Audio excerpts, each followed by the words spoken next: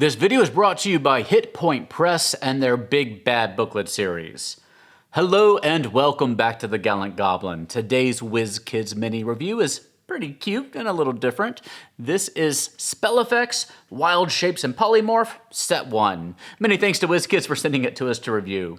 We had a couple of Spell Effects minis in the past from WizKids, things like Mage Hand and Spiritual Weapon, but these are animals. If you're playing a druid or have one in your party, these could be useful to have around if it happens to contain the animals that they like to transform into. Likewise, if you have a wizard or other caster polymorphing T-Rexes into rats, this set has you covered. But it also is handy for possible animal companions or animals your party might encounter in the wild. But before we jump in, I just wanted to remind you that the beginning of the month is a great time to jump on board our Patreon. We offer lots of perks, including voting on upcoming videos, discounts to our merch store, and regular 5e content like our reference cat here, with its own unique stat block that I love and that Grady put together. It's really awesome. But time is running out also to be one of the first to get our Gallant Goblin mascot minis sent to you as a promo. Learn more at patreon.com/thegallantgoblin.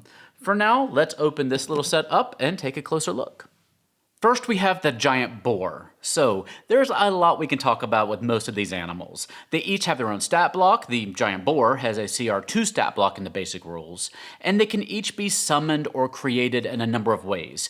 Polymorph and Wild Shape, of course, but also the Conjure Animals 3rd level Druid and Ranger spell, and the 6th level Conjure Fae, Druid and Warlock spell. The giant boar can also appear from a Rust Bag of Tricks. Boars can be deceptively dangerous foes to low-level characters. Just ask a certain fictional monarch who had a bit too much to drink. Next is the tiger. Oh man, a good tiger mini is good to have. First, don't forget that were-tigers are featured in the basic rules, and with a good Rakshasa mini, you have everything you need to run a fun were-tiger character, backward hands notwithstanding. Tigers can also be pulled out of a tan bag of tricks. While there is a regular tiger, saber-toothed tigers do show up fairly regularly as well in Rime of the Frostmaiden, Tales from the Yawning Portal, Curse of Strahd, and as the result of a Find Greater Steed spell, which is a 4th level paladin spell in Xanathar's Guide, so have fun with that. A regular tiger has a CR1 stat block, and the saber-tooth variety has a CR2 stat block, both in the basic rules. So this fella is labeled as a rat, a regular rat, but he's sized as a giant rat, which is a small creature. A regular rat is tiny, so there's really no reason in making a mini that would be about the size of a pencil eraser. So I would just use this mini for either one. Like the tiger, this is useful for a were-rat character, and you can also pull one out of a gray or rust bag of tricks. And it's pretty much written into RPG law that your character should be fighting rats in the basement as their first adventure, so you know what you need to do. A rat has a CR0 stat block, and a giant rat has a CR1/8 stat block, both in the basic rules. It's a kitty mini. I dare say there are not many campaigns in which a cat doesn't show up at some point. Whether someone polymorphs the terrifying T-Rex into an adorable calico, or the kindly wizard has a Frumpkin-esque kitty familiar, you'll be getting some use out of this mini. And while I have a moment, if you do have a druid character in your group, do not miss the Learning Beast Shapes section of Xanathar's Guide to Everything, which provides tables indicating which forms your druid is likely to have learned based on the environment they've been exposed to and their current level. A cat has a CR0 stat block in the basic rules. The giant scorpion is one of 2 huge minis in the set. Along with the usual ways of magically pulling beasts into the world, you can also transform a regular scorpion into a giant variety with the not so commonly used giant insect 4th level druid spell.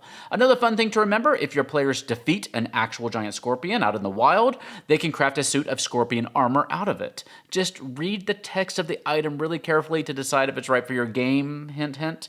A giant scorpion has a CR3 stat block in the basic rules.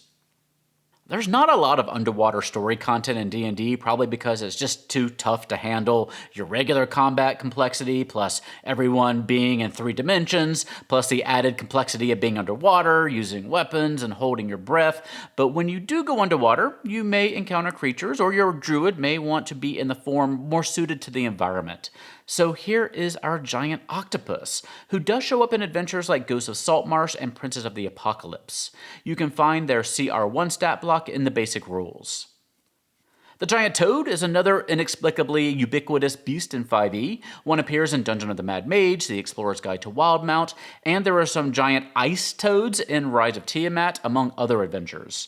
This is also a good time to refer you to a very cool magic item in Tasha's Cauldron of Everything, the Teeth of Dalver Nar.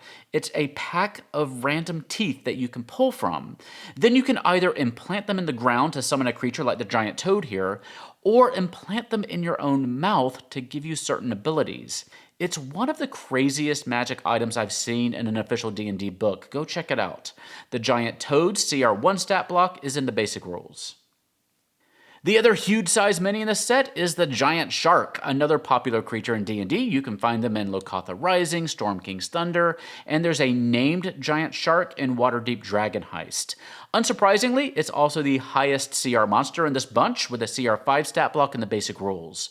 There are also stat blocks for certain types of sharks, like reef and hunter sharks, so you've definitely got options for this figure. Depending on the kind of campaigns you run and what classes your characters are, this could be a really useful pack to have. If you like being a druid, and these are some of your favorite wild shape abilities, grab this set.